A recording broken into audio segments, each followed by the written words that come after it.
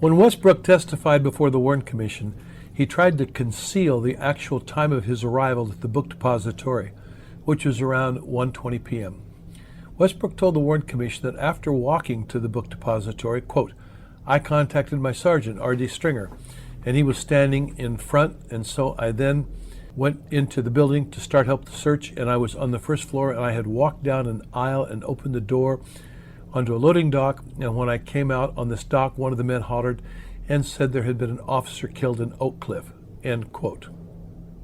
Westbrook was trying to make it appear that he was at the book depository when Tippit was shot around 1:16, according to the Warren Commission. In reality, when Westbrook arrived at the book depository, it was around 1:20, 14 minutes after Tippit was shot at 1:06 p.m. The police had already sealed the building, the rifle and empty shells had been located, the sniper's nest identified, and building manager Roy Truly had already told Chief Lumpkin that Lee Harvey Oswald was missing from the building. In Oak Cliff, Officer Tippit had been put into an ambulance at 1:11, taken to the hospital, and pronounced dead at 1:15 p.m.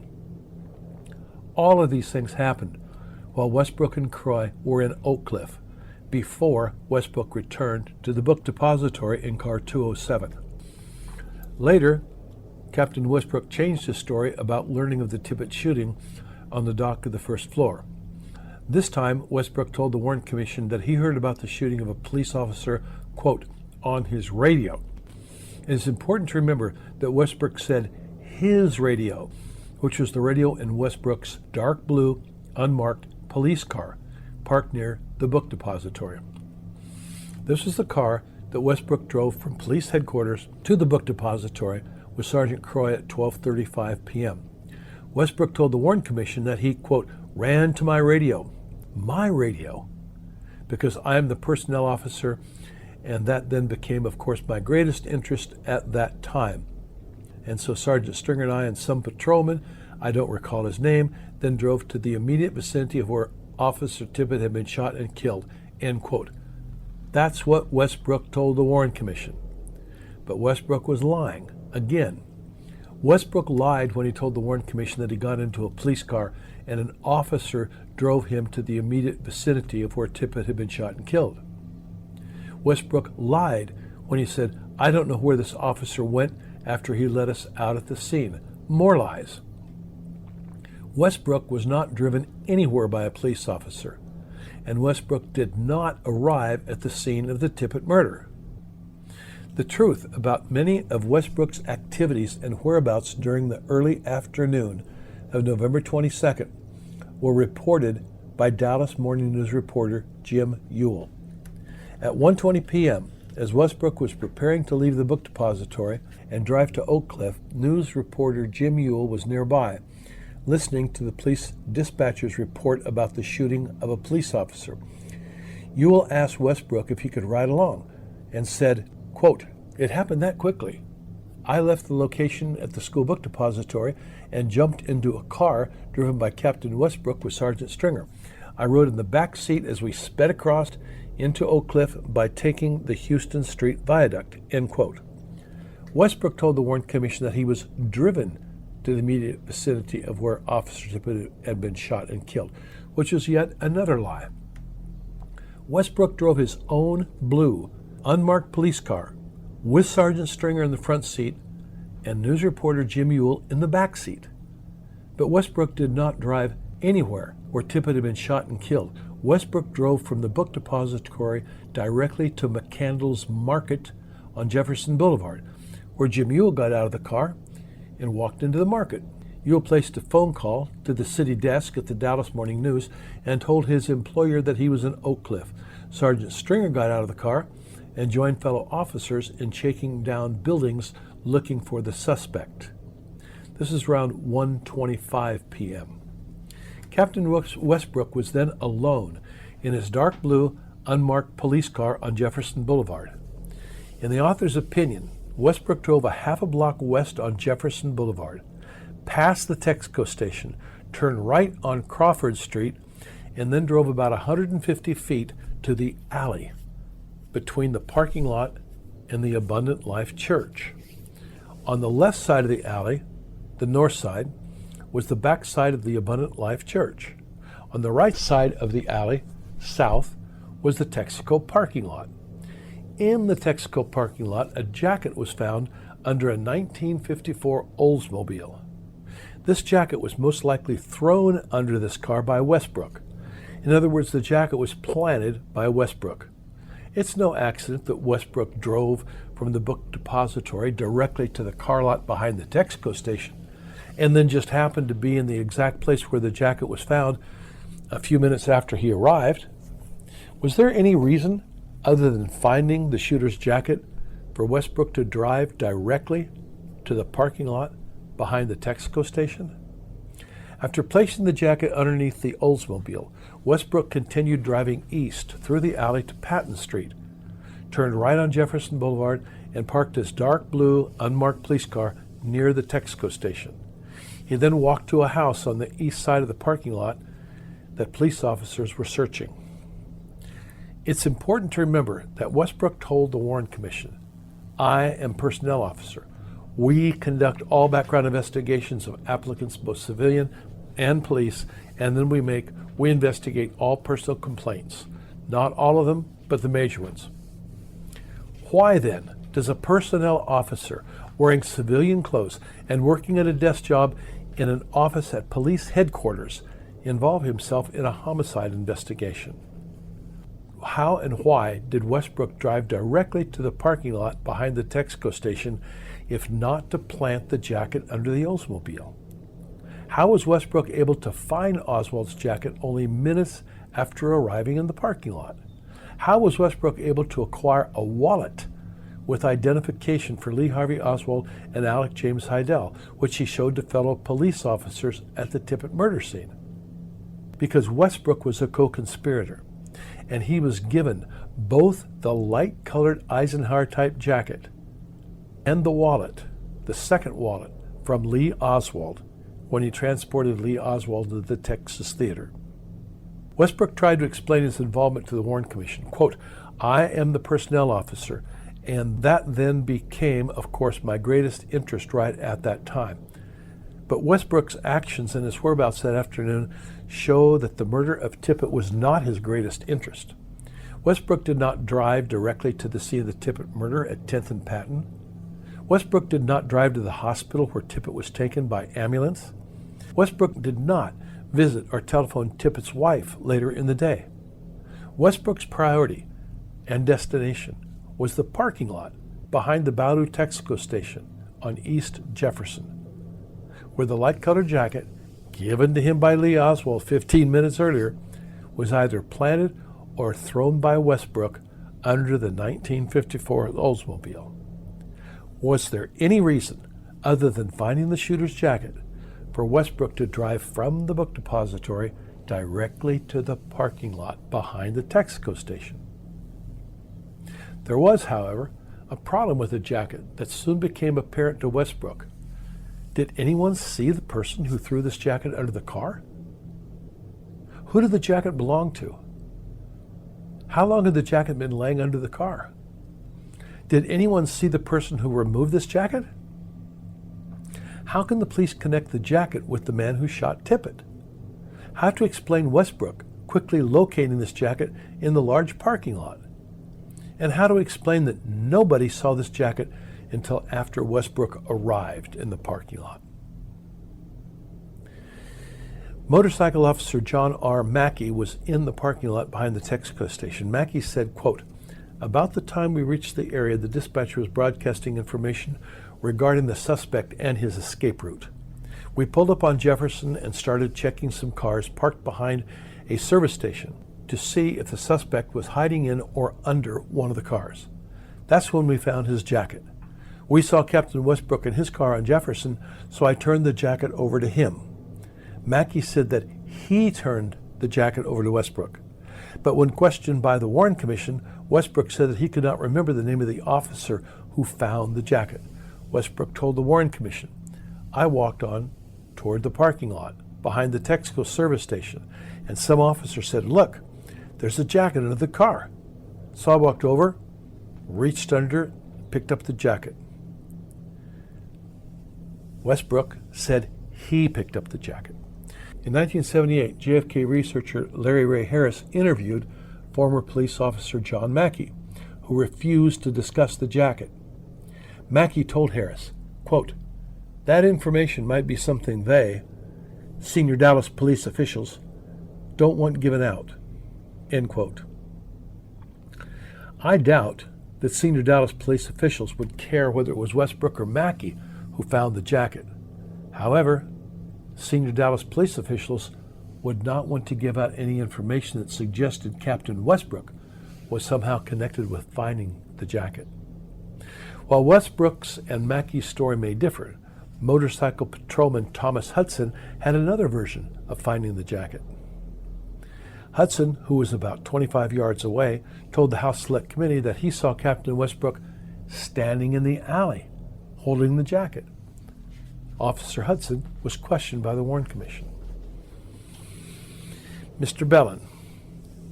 All right, now prior to that time, had there been any recovery of any items of clothing? Mr. Hudson. Yes, sir. Mr. Bellin. When did that occur?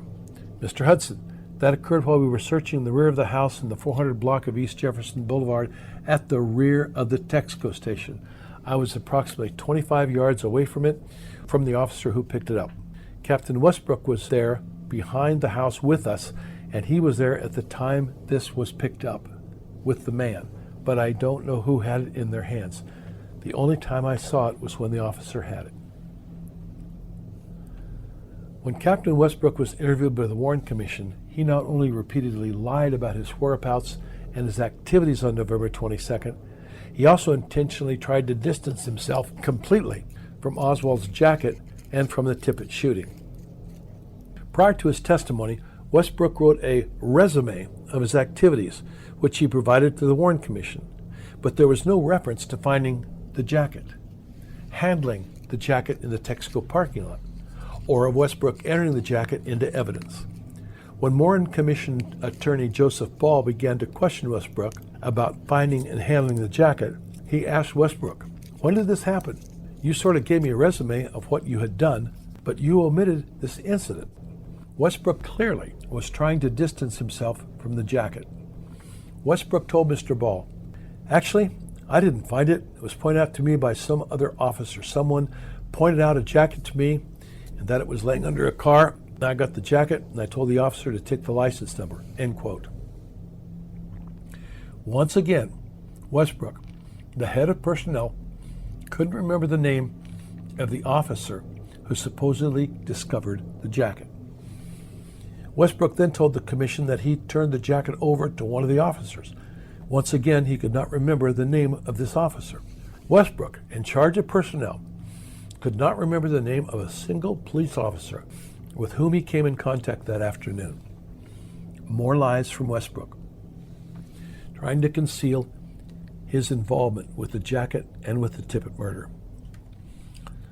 At 1:25 p.m., only 1 minute after finding the jacket, the police dispatcher received a call from unit number 279, who reported, quote, "The suspect had dumped it, the jacket, on this parking lot behind the service station at 400 block East Jefferson," end quote. The police dispatcher then replied, "He had a white jacket on. We believe this is it." What made Unit 279 believe the suspect had dumped his jacket? Was there a witness who saw the shooter discard the jacket? The police dispatch logs show that Unit number 279 reported finding the jacket, but the log does not identify this officer by name. Unit 279 was used by two officers, J.T. Griffin and J.R. Mackey, but only Mackey was in the parking lot next to the Texaco station. And why would motorcycle patrolman Mackey radio in such important information when Captain Westbrook was with him? I believe the officer who identified himself to the dispatcher as Unit 279 was not Mackey, but was Captain Westbrook, who used Mackey's unit number when he called the dispatcher. Interested readers should listen to the Dallas Police Department Police Dispatch recording of Unit 279. The voice is that of a middle-aged man. "Westbrook?"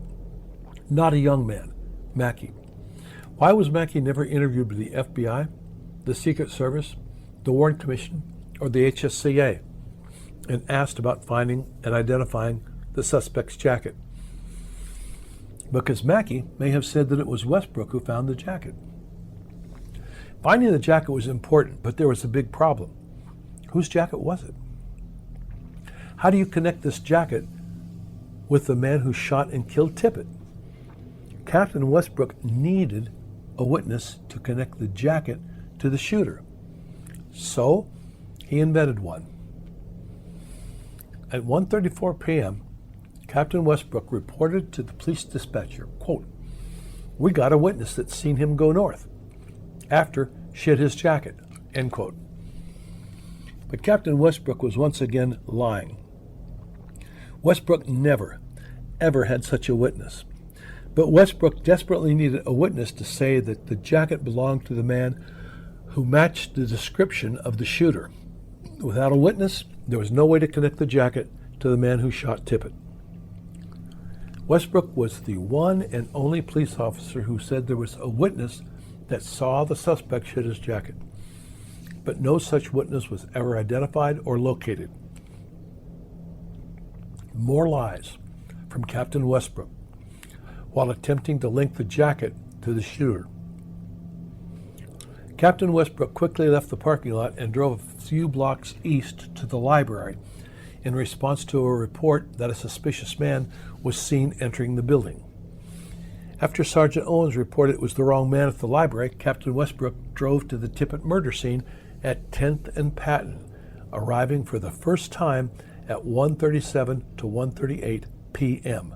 While at 10th and Patton, Westbrook needed to be very careful. If Westbrook was the man seen by Domingo Benavides, Mrs. Holan, and other witnesses inspecting Tippit's body after he was shot and killed, then Westbrook's return to 10th and Patton had to be very brief. Otherwise, witnesses may have identified Westbrook as being at the scene of Tippit's murder. Captain Westbrook had a very good reason for driving to 10th and Patton, but it had nothing to do with Officer Tippit. It was there, at 10th and Patton, that Westbrook showed fellow police officers identification cards for Lee Harvey Oswald and Alec James Heidel from a second wallet. I believe that Lee Oswald gave this wallet to Westbrook a half an hour earlier when Westbrook drove him to the Texas Theater. There were now many police and dozens of onlookers at 10th and Patton. Fortunately for Westbrook, nobody recognized him as the man who was with Lee Oswald when Tippit was shot and killed. These ID cards were from the second Oswald wallet. The Selective Service card had Oswald's photo and the name Alec James Heidel, which identified Oswald as the man who ordered the rifle from Klein's Sporting Goods using the name Heidel. It is important to understand and remember that when Westbrook and fellow police officers were looking through a wallet with Alec James Heidel and Lee Harvey Oswald's ID cards, Harvey Oswald was sitting in the Texas Theater with a wallet in his rear pants pocket. FBI agent Bob Barrett arrived at 1:42 p.m., parked his car across the street from Scoggins' taxi, and walked towards Tippit's patrol car. Barrett explained, quote, "I went on over there, and Captain Westbrook was there with several of his officers. It hadn't been very long when Westbrook looked up and saw me and called me over. He had this wallet in his hand. Now, I don't know where he found it, but he had the wallet in his hand. The wallet was there. There's no getting around that. Westbrook had the wallet in his hand and asked me if I knew who these people were. I'm adamant that there was a wallet in somebody's hand, and Westbrook asked me if I knew who Lee Harvey Oswald was and who Heidel were." As Westbrook asked Barrett about Oswald and Heidel, WFAA TV Channel 8 news photographer Ron Ryland filmed the wallet. Sergeant Bud Owens was holding the wallet while Captain Doherty looked at the wallet.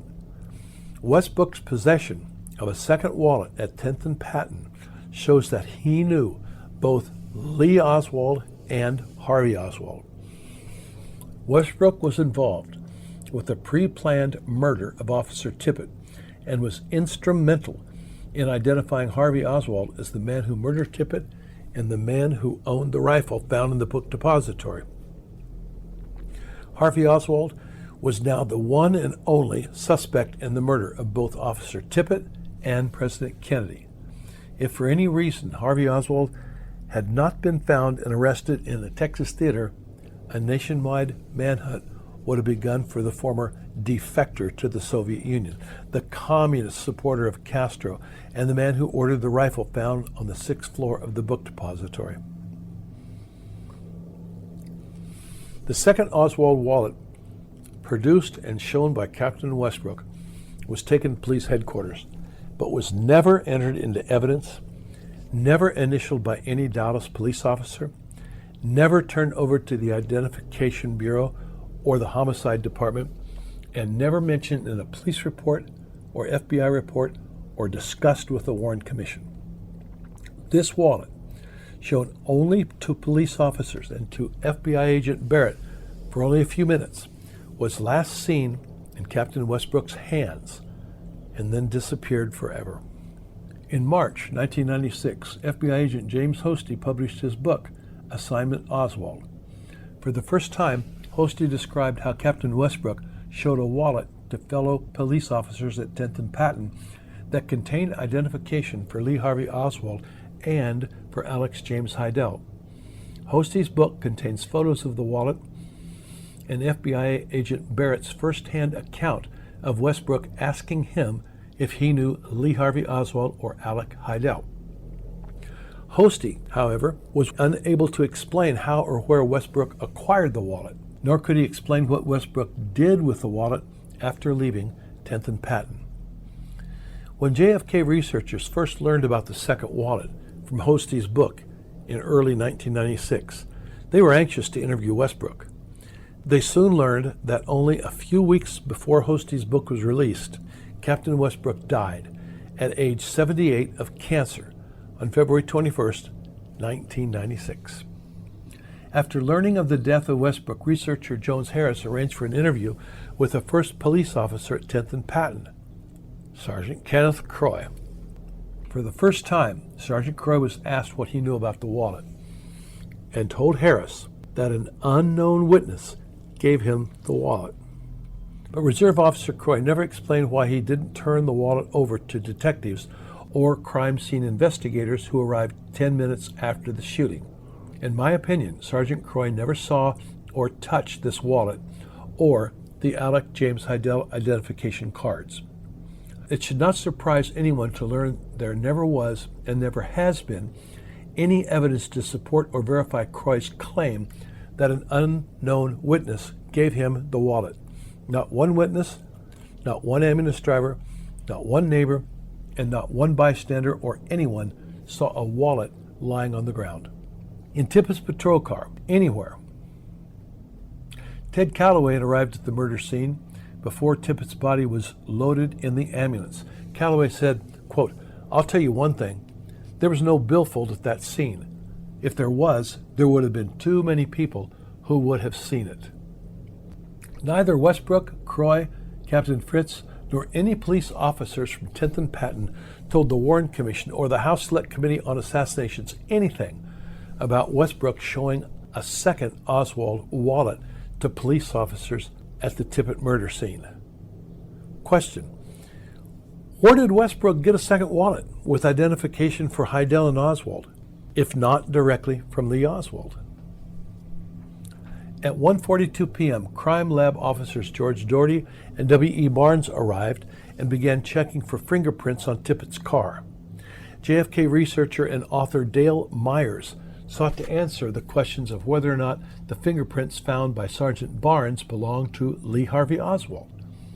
Myers obtained Crime Lab photos of the prints found by Barnes on Tippit's car and Oswald's fingerprint card taken when he was arrested. Myers then asked the senior crime technician for Wayne County, Michigan, Herbert Lutz, to compare the two sets of prints. Myers wrote in his book, With Malice, that Lutz reported the furrows of the fingerprints taken from Tippit's car were wide, while Oswald's fingerprint furrows were much narrower. In addition, the number of ridges and location of the bifurcations in the patterns were different. Lutz concluded the fingerprints taken by Dallas police from Tippit's patrol car were not those of Lee Harvey Oswald. These fingerprint cards were never entered into evidence nor published in the 26 volumes. After showing the second wallet and Heidel cards to fellow police officers at 10th and Patton, Westbrook returned to the Texaco parking lot with news photographer Ron Ryland, who took a brief film clip of an police officer holding the Eisenhower-type jacket. News reporter Jim Ewell said, quote, "I was with Westbrook as we all went over to examine the jacket because it was the only tangible thing we had at the moment that belonged to the killer. In fact, I held the jacket in my hands." Westbrook did not initial the jacket. Instead, he had crime lab personnel Barnes and Doherty initial the jacket in order to conceal his involvement with the jacket. Westbrook told the Warren Commission, "When I left this scene, I turned this jacket over to one of the officers and I went by that church. And I think that would be on 10th Street. But Captain Westbrook was lying once again. He did not give the jacket to any one of the officers." Westbrook held on to the jacket, took the jacket to police headquarters, and wrote a police report about the jacket. Notice that the report on the left side identifies Westbrook as the originator of this police report. The same report on the right, given to the Warren Commission, has a strip of paper that covers Westbrook's name. More cover-up by Westbrook.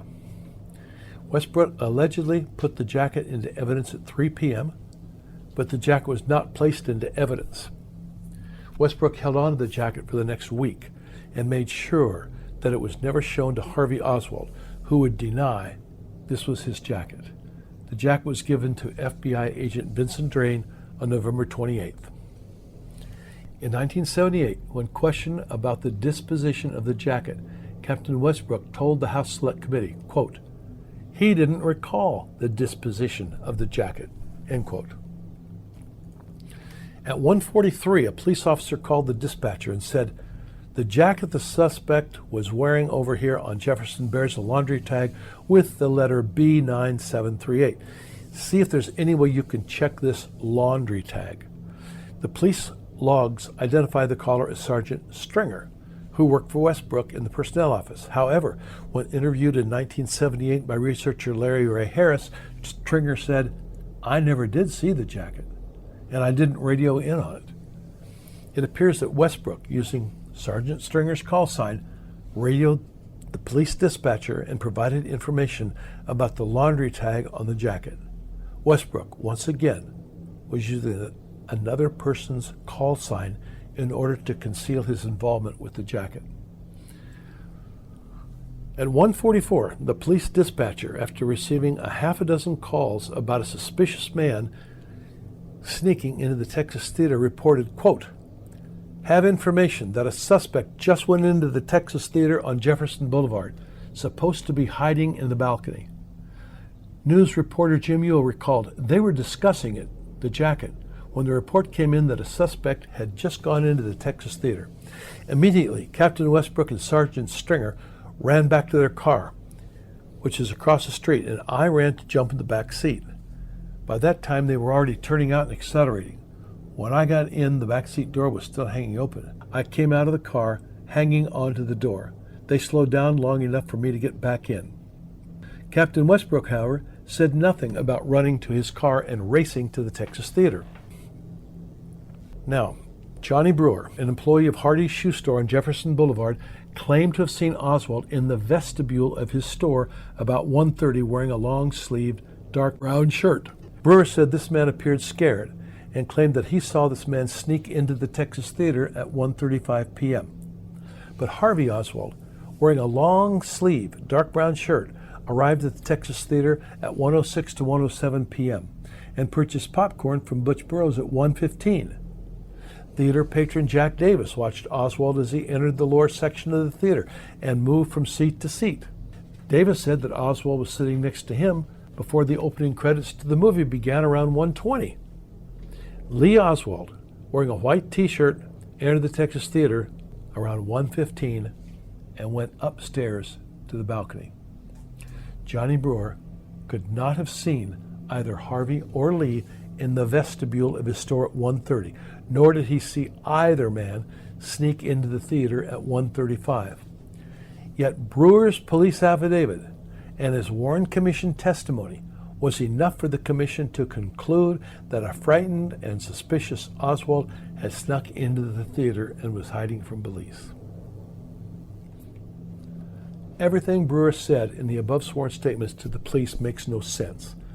Brewer's description of Oswald's clothing, a brown sports shirt, did not match the police report broadcasts that reported the suspect wearing a white t-shirt and a white jacket.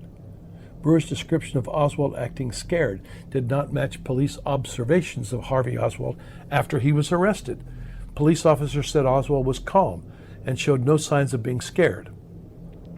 Brewer also said he heard on the radio that a policeman had been shot in Oak Cliff, but the first radio broadcasts of a policeman shot in Oak Cliff occurred at 1:51 p.m. by WFAA and at 2:02 p.m. by KLIF radio. In other words, nothing Brewer said in his police report made any sense. Julia Postal, cashier at the Texas Theater, was listening to KLIF radio, and at 1:36 p.m. heard the official announcement that President Kennedy was dead. Julia said that Johnny Brewer appeared at her ticket booth shortly after she heard the news of President Kennedy's death. Brewer asked Julia if she had sold a ticket to a man who was wearing a brown shirt, and she replied, "What man?" Again, how would Brewer know that Harvey Oswald was wearing a long-sleeve, dark brown shirt at 1:36 when Harvey Oswald, wearing a long-sleeve dark brown shirt, had been sitting in the theater since 1:07 p.m.? Warren Commission Attorney David Bellin wondered why Brewer would ask Postal if she sold the man a ticket, when Brewer supposedly just saw the man sneak into a theater without buying a ticket. Mr. Bellin asked Brewer, "Why did you ask Julia Postal whether she had or hadn't?" Brewer answered, "I don't know." Mr. Bellin, "You asked her? Why did you ask Julia Postal whether she had or hadn't?"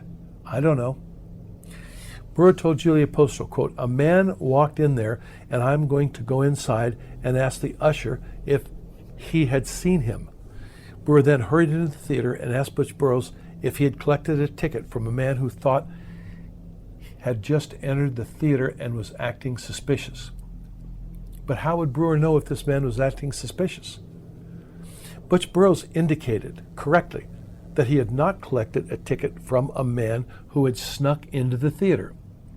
At this point, there's no indication whatsoever that Johnny Brewer told Postal or Butch Burroughs that the man who snuck into the theater was wearing a long-sleeved dark brown shirt. If Brewer had described Oswald's clothing to Butch Burroughs, then locating this person inside of the theater would have been easy. But if Johnny Brewer had located and pointed to Harvey Oswald as the man who was wearing a dark brown long-sleeve shirt and snuck into the theater, Burroughs would likely have told Brewer that Oswald did purchase a ticket and had been in the theater since 1:07 p.m. Harvey Oswald, wearing the dark brown shirt, entered the theater at 1:07 p.m. Lee Oswald, wearing a white t-shirt, entered the theater around 1:16 p.m. Brewer and Burroughs didn't find a man who snuck into the theater at 1:35 p.m. because nobody did. And then I've got a question. If you saw someone entering a movie theater, apparently without buying a ticket, how likely is it that you would take any action at all? It's not like it was a violent crime, an assault, where a victim needed help. It's not your theater. It's not your business. Plus, there might be an exigent circumstance, such as already bought a ticket but had to do something else first. Who knows? So at most, you might tell a theater employee that someone snuck into the theater, in this case, Julia Postal. But really, would you take it on yourself to chase this person into the theater? I doubt it. The Warren Commission asked Butch Burroughs what he would do if a person entered the theater without purchasing a ticket. Burroughs replied, "I make it a point to stop them and ask them to go out and get a ticket." So neither Butch Burroughs nor Julia Postal would have called the police, even if they had seen a man sneak into the theater. And would the police have responded to a person sneaking into a movie theater? The police were overwhelmed with the shooting of President Kennedy, the shooting of Texas Governor John Connally, and the murder of Officer Tippit. It is doubtful they would pay much attention to a person who allegedly snuck into a movie theater instead of buying a 90-cent ticket. For a long time, researchers wondered why 26 police officers would respond to a person sneaking into a movie theater. JFK researcher Leo Savage asked Dallas District Attorney Jim Bowie if the one telephone call by Julia Postal to the police had caused 26 police officers to converge on the movie theater and arrest Oswald. Bowie told Savage there was a call from the cashier, but there were, quote, half a dozen calls to the police concerning a suspicious man sneaking into the theater. A half a dozen calls to the police by a person or persons unknown, all identifying this man as suspicious? This is a clear indication of a concerted effort to focus police attention on the Texas theater. After a half a dozen phone calls to the police, the dispatcher finally reported that a suspicious man had gone into the Texas theater. 26 police officers, mostly from 10th and Patton, quickly arrived at the Texas theater. But it is very important to understand that Captain Westbrook was the first to arrive at the theater, with news reporter Jim Ewell sitting in the back seat. According to the Warren Commission, it was Johnny Brewer who raised such a commotion that Julia Postal finally called the police at 1:44 p.m.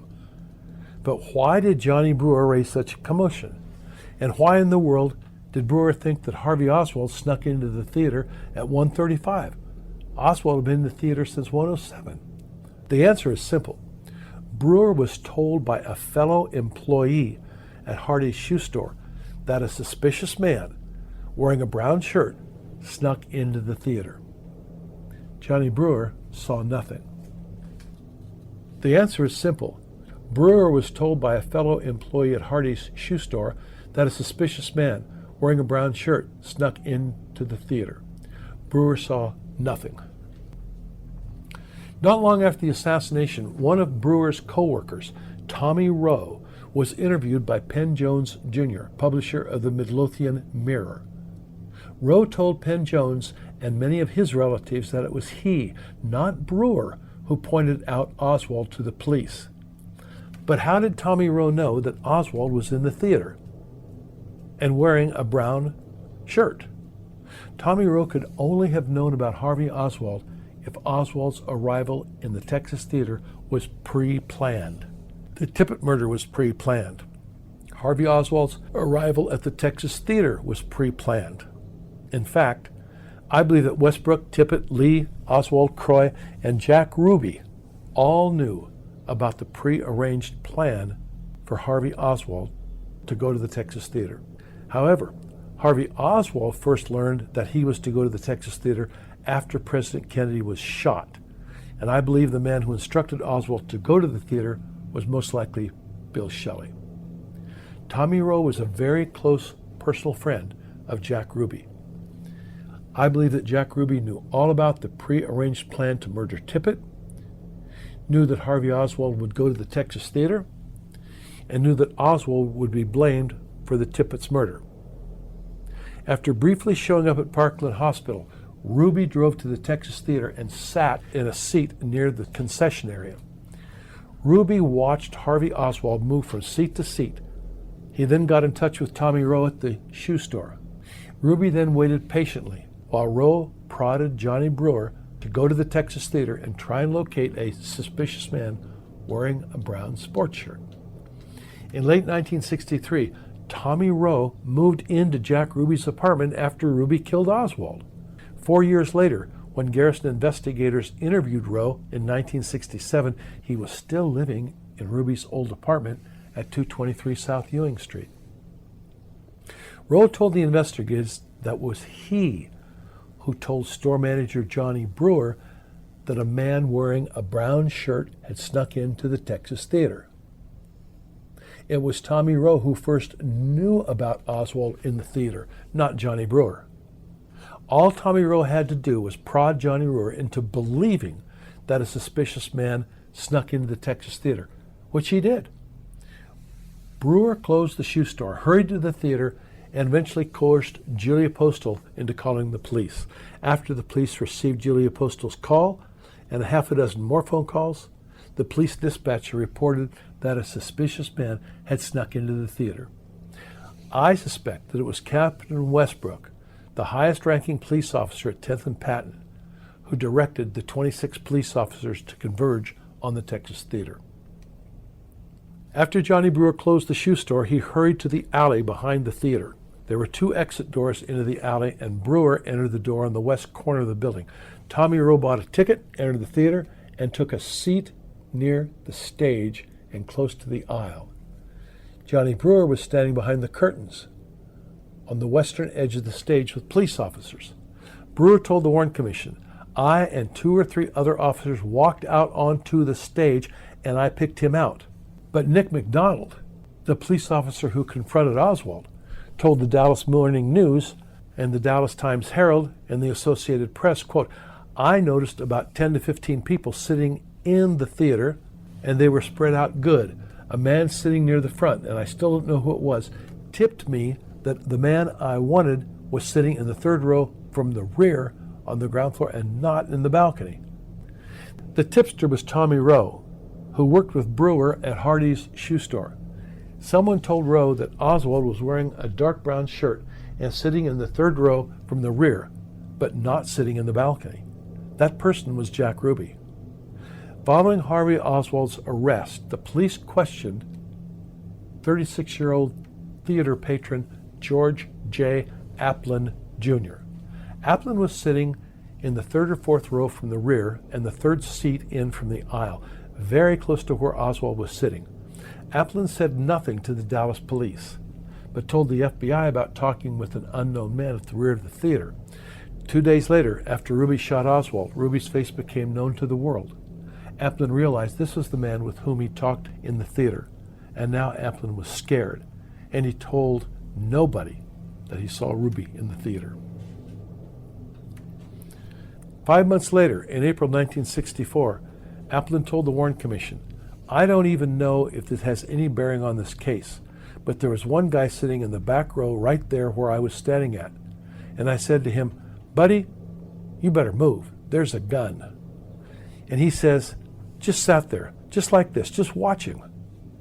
Applin told the Warren Commission that he didn't know this man, but for some unknown reason, Applin's testimony was marked top secret. 15 years later, in 1979, after the elapse of time made it safer and more plausible to talk, Applin decided to talk with news reporter Earl Goltz. Applin told Goltz, quote, "At the time the Warren Commission had me down there at the post office, I was afraid to give it. I am a pretty nervous guy anyway. After I saw that magazine where all those people said they were kind of connected with some of this had come up dead, it just kind of made me keep a low profile." Applin told Goltz the man he talked to in the theater, who was watching the police as they subdued and arrested Harvey Oswald, was definitely Jack Ruby. If Ruby was in the Texas Theater, then he could have easily telephoned Tommy Rowe at the shoe store and said that Oswald was in the theater and described the clothes Oswald was wearing. While Harvey Oswald was scuffling and being subdued by police, Officer McDonald allegedly grabbed the .38 revolver from Oswald's hand and passed it to Officer Bob Carroll. I say allegedly because there's a possibility that one of the police officers may have planted the .38 revolver on Oswald. Applin told the Warren Commission, quote, "Well, the gun didn't come into view until after about 4 or 5 officers were there," end quote. Applin also said the man who had the gun, quote, "had on a short sleeve shirt," end quote. And I see this man's arm was connected to the gun. Oswald was wearing a dark brown long sleeve shirt. In 1978, Applin told the House Select Committee, The revolver that Oswald came up with came out of one of the officer's holster. In 1998, Gus Rose told D Magazine that during the questioning, Oswald said, "I don't know what I'm doing here. I don't own a gun. I don't have a gun. They planted that gun on me when they arrested me." Several witnesses and police officers in the theater heard the revolver snap and believed the gun had misfired. George Applin told the Warren Commission, quote, "One of the officers hollered out, 'Don't let nobody see him.' After Harvey Oswald was handcuffed, Captain Westbrook ordered his officers to, quote, cover his face because Westbrook knew that Lee Oswald was also in the theater. Westbrook was worried that someone might see both Harvey Oswald and Lee Oswald, who looked very much alike, in the theater. It would be difficult to explain why two young men with very similar looks were in the Texas theater at the same time. That is why Captain Westbrook wanted Harvey Oswald's face covered." As Oswald was taken out the front of the theater, a Dallas police officer told Julia Postal, quote, "We have our man on both counts," end quote. Julia told FBI agent Carter this was the first time she heard about Tippit's death, and the officers arresting Harvey Oswald had identified him by calling him his name, Oswald. Thanks to Captain Westbrook and his identification of Lee Harvey Oswald at 10th and Patton, most of the police officers participating in Oswald's arrest already knew his name before they entered the theater. Captain Westbrook told Lieutenant Cunningham and J.B. Toney to take the names and addresses of each and every person in the theater. Cunningham and Toney remained at the theater and took the names and addresses of the 24 theater patrons. However, there was one young man who had no identification, and that was Lee Oswald, who, in the author's opinion, had previously given his wallet to Captain Westbrook. Another man, Jack Ruby, did have identification, but his name had to remain secret. After completing the list, Lieutenant Cunningham and Toney should have given the list of names to the officer in charge, Captain Westbrook. But Westbrook told the Warren Commission that he didn't know what happened to the list. Westbrook said the list was lost. With the names Lee Oswald and Jack Ruby on the list of theater patrons, the list had to disappear. More lies from Westbrook, and neither Lieutenant Cunningham nor J.B. Toney testified before the Warren Commission. The police escorted Harvey Oswald out the front of the theater and placed him in the rear seat of Westbrook's unmarked police car. Stuart Reed, the man who took photographs of both the front and back of the Mercedes bus on Elm Street at 12:45 p.m., and then took photos of the book depository a few minutes later at 12:50, somehow showed up at the Texas Theater an hour later, taking photographs of Oswald's arrest. This photograph shows Oswald as he was taken out of the theater by police and about to be placed in the back seat of Westbrook's unmarked dark blue police car. News reporter Jim Ewell watched as the police brought Harvey Oswald out the front of the Texas Theater. Ewell said, "The next thing I recall is that I was out on the street with the car that I arrived in, Westbrook's unmarked police car, between me and the officers bringing Oswald out of the theater, as they kind of separated the crowd and made an aisle for him to come through to get to the car. I'd say I was about 10 to 12 feet away from Oswald at this time." Ewell said, quote, "Oswald then took my place in the back seat of the same car that I arrived in, the car driven to the theater by Westbrook. Officer Bob Carroll carried Oswald's revolver to the police car and handed it to Sergeant Jerry Hill, who worked for Westbrook in the personnel office. Officer Carroll drove, with K.E. Lyons sitting on the right and Officer Jerry Hill in the middle of the front seat. Harvey Oswald was in the back seat with Officer Paul Bentley on his left and C.T. Walker on his right. After Westbrook returned to police headquarters, he likely told the officers who took Oswald to police headquarters not to identify his car as the vehicle used to transport Oswald to police headquarters. As a result, not one of the police officers who accompanied Oswald to police headquarters ever said or mentioned that Oswald was driven to police headquarters in Westbrook's unmarked dark blue police car. Every one of these officers wrote reports to Dallas Police Chief Curry describing the arrest of Oswald and transporting him to police headquarters. Officer Bob Carroll, who was driving Westbrook's car, identified the car in his report as, quote, Police Equipment 266. Sergeant Jerry Hill described Westbrook's car as, quote, a car parked in front of the theater, end quote. Officer Walker described Westbrook's car as, quote, plain squad car, end quote. Officer Bentley described Westbrook's car as, quote, a patrol car parked in front of the theater, end quote. Officer Lyons said nothing about Westbrook's car.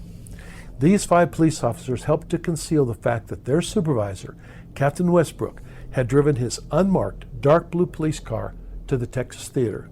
And when Westbrook and fellow officers testified before the Warren Commission, they said nothing about Oswald taken to police headquarters in Westbrook's dark blue unmarked police car.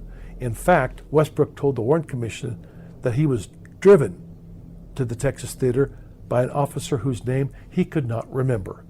Westbrook, once again, was lying. Nearly everything Westbrook said to the Warren Commission concerning his use of Police Car 207, Lee Oswald's white jacket, his method of transportation to and from Oak Cliff, his involvement with the Tippit shooting, and his efforts in searching the book depository was just a lie.